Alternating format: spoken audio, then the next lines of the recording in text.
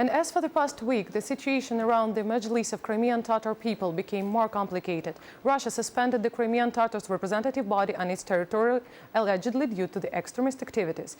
Ukraine's foreign ministry called Poklonskaya order a violation of fundamental rights and freedoms in the peninsula, while international rights watchdog Amnesty International said the decision signals a new wave of repression against Crimean Tatars. Russian Ministry of Justice included Mejlis of Crimean Tatars to the list of organizations those activities are suspended because they are recognized as extremist.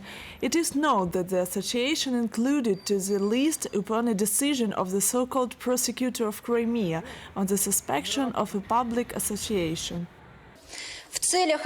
In the order to ensure stability and consent in the Republic, to prevent speculation around international relations and calls for the population to legal actions, I have made a decision to suspend the activities of a public association Mejlis of Crimean Tatars before the consideration of the decision by justice.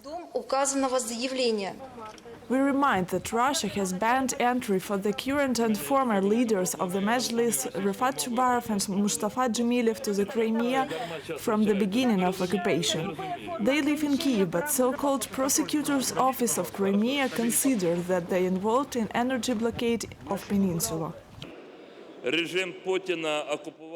Putin's regime, with occupation of Crimea, made one more step towards the reducing of mental distance between it and Hitler's regime.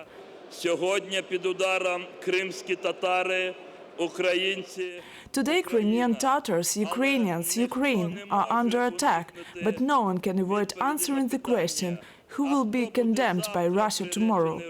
So Western leaders, international community must understand, if we don't stop Putin, tomorrow it will be their country and their people.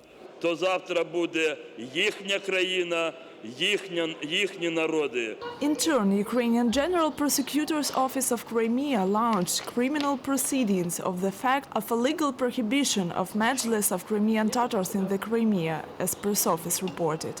Meanwhile, Russian security chiefs conducted searches in the homes of journalists trying to find connection with Ukrainian media resource Krym-Reali.